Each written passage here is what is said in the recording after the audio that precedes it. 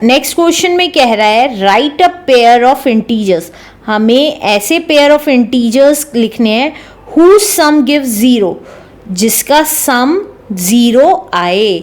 तो कैसे करेंगे, जिसका सम 0 आए, ऐसा कौन सा दो इंटीजर का सम है जिसका सम 0 आएगा। तो देखिए हमने पढ़ा था अगर किसी भी नंबर को उसके इन्वर्स से ऐड करेंगे तो आंसर 0 आएगा, राइट। तो अगर मैं a को प्लस करूंगी उसके इन्वर्स से, इन्वर्स हमने थर्ड क्वेश्चन में पढ़ा था, प्लस का a है तो उसका इन्वर्स क्या होगा, माइनस का a, प्लस का साइन माइनस में चेंज हो गया। अब अगर हम इन दोनों को ऐड करेंगे तो क्या आएगा, तो देखिए a एज इट इज आया प्लस माइनस माइनस a। तो अगर इन दोनों को हम आपस में ऐड करते हैं तो ये अब कैंसिल हो जाएंगे और आंसर कितना आ जाएगा, 0।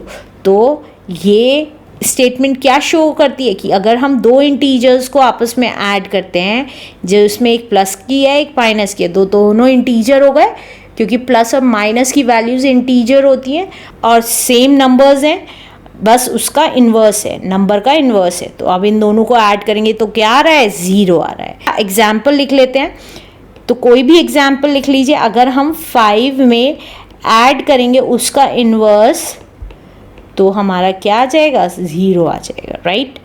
अब सेकंड वाला देखिए, सेकंड पार्ट में क्या कह रहा है, सेकंड पार्ट में कह रहा है एक नेगेटिव इंटीजर आना चाहिए। तो मतलब जो आंसर आएगा, जो ये 0 आया, जैसे यहाँ पे जो नंबर आएगा वो नेगेटिव आना चाहिए। तो कैसे आएगा, अब हमें पता है या तो सेम साइन वाली वैल्यूज आपस में ऐड हो रही हो तो माइनस आता है, यहाँ पे माइनस लाना है हमें, राइट। अगर हम -7 में ऐड करेंगे -3, राइट, तो क्या आएगी वैल्यू, अब -7 एज इट इज, देखिए -7 एज इट इज रहेगा और प्लस माइनस माइनस होता है हमें पता है, और 3। अब जब दोनों नेगेटिव हैं तो आपस में ऐड हो जाएंगे और आंसर माइनस में आएगा। तो देखिए इंटीजर क्या आ रहा है, माइनस में ही आ रहा है। ऐसे दो इंटीजर्स ऐड करिए कि प्लस करके माइनस का आंसर आए, राइट। अब इसी तरीके से थर्ड पार्ट देखिए, थर्ड पार्ट में कह रहा है N integer smaller than both the integers, ऐसा इंटीजर आना चाहिए जो दो इंटीजर का आप सम करेंगे उससे छोटा हो। तो कैसे करेंगे, थर्ड पार्ट में दो इंटीजर का सम, राइट, और जो थर्ड इंटीजर आएगा वो छोटा होना चाहिए। तो देखिए अगर मैं प्लस के 10 में से प्लस करती हूँ -7, तो इसका आंसर क्या आएगा, देखिए 10 एज इट इज़ और प्लस माइनस -7, तो आंसर कितना आया, 3। देखिए ये 3 10 से तो छोटा है लेकिन ये -7 से छोटा नहीं है। अगर आप नंबर लाइन देखेंगे जो हम आगे पढ़ेंगे तो उसमें पॉजिटिव वैल्यूज़ नेगेटिव वैल्यूज़ से क्या होती हैं, बड़ी होती हैं, राइट। इंट्रो में भी मैंने समझाया हुआ है। तो इसका मतलब ये 3 छोटा तो नहीं है, तो इसका मतलब ये एग्जाम्पल रॉन्ग है। तो और क्या एग्जाम्पल ले सकते हैं, ऐसा इंटीजर आए जो उन दो इंटीजर्स से छोटा, इन दोनों इंटीजर्स से छोटा हो। तो अगर मैं -4 को प्लस करती हूँ -6 से, तो अब अगर मैं ऐड करती हूँ तो ये -4 आया और ये प्लस माइनस -6, तो ये कितना आ जाएगा, माइनस का 10, क्योंकि दोनों नेगेटिव वैल्यूज थी और तो आपस में ऐड हो गई। और -10 -4 से भी छोटा है, -6 से। क्यों छोटा है, क्योंकि नेगेटिव वैल्यूज जितनी बड़ी होती चली जाती है उतनी छोटी होती चली जाती हैं। तो ये था आंसर, कोई सा भी वैल्यू ले सकते हैं इन दोनों की जगह। अब नेक्स्ट पार्ट करते हैं। नेक्स्ट पार्ट में कह रहा है N integer greater than both the integers, ऐसा इंटीजर लीजिए जो दोनों इंटीजर्स से बड़ा हो। तो कुछ भी ले लीजिए, अगर मैं 3 को ऐड करती हूँ 7 से तो हमारा कितना आता है, 10, और 10 3 से भी बड़ा है और 10 7 से भी बड़ा है। लेकिन अगर मैं -2 को ऐड करती हूँ 9 से तो ये आ गया 7, क्यों, क्योंकि एक प्लस की थी एक माइनस थी, सब्ट्रैक्ट हो जाएगी और साइन बड़े वाले का। तो 7 दोनों से बड़ा होना चाहिए, -2 से बड़ा है लेकिन 9 से बड़ा नहीं है, तो ये नहीं होगा। तो हमारा आंसर ये आ गया, राइट। अब इसी तरीके से लास्ट पार्ट देखते हैं। लास्ट पार्ट में क्या कह रहा है, N integer smaller than only one of the integer, एक इंटीजर जो स्मॉलर हो किसी दो इंटीजर्स से। तो ये लिख सकते हैं यही वाला एग्जाम्पल। अगर मैं -2 और +9 लेती हूँ तो आंसर 7 आता है, जो किसी एक इंटीजर से छोटा है। लाइक ये 7 9 से छोटा है, लेकिन -2 से क्या है, बड़ा है, राइट। ऐसे ही कई सारे एग्जाम्पल्स हैं, तो आप कोई सा भी एग्जाम्पल दे सकते हैं, कोई प्रॉब्लम नहीं है। तो दिस इज आवर आंसर।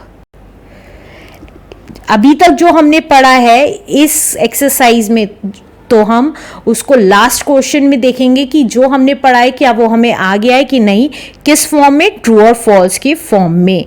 तो देखिए क्वेश्चन में क्या कह रहा है, for each of the following statement right true and false. हमें इन सब के लिए ट्रू एंड फॉल्स लिखना है। तो वो कह रहा है दैट क्या स्मॉलेस्ट इंटीजर 0 है। तो स्मॉलेस्ट इंटीजर कौन सा होता है, अगर नंबर लाइन देखेंगे जो इंट्रो में सिखाई थी, वो 0 और यहाँ पे 1 2 ये पॉजिटिव वैल्यूज, और -1 -2 ये negative values, right.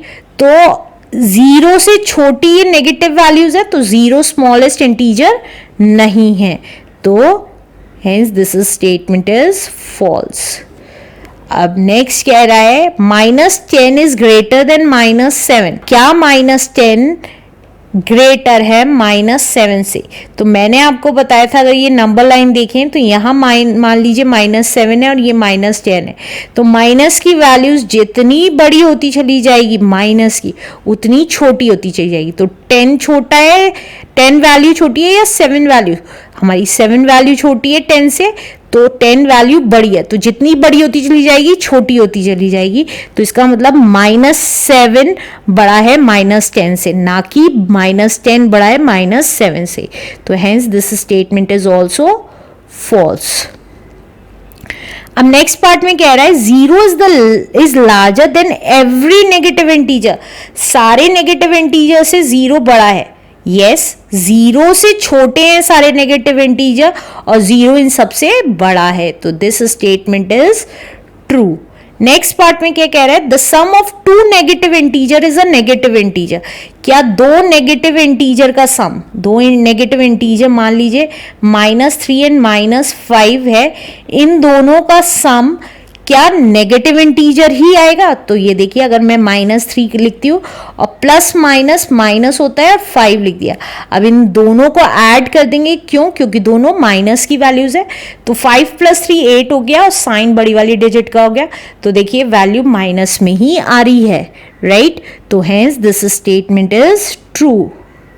2 negative integer का सम नेगेटिव ही आएगा।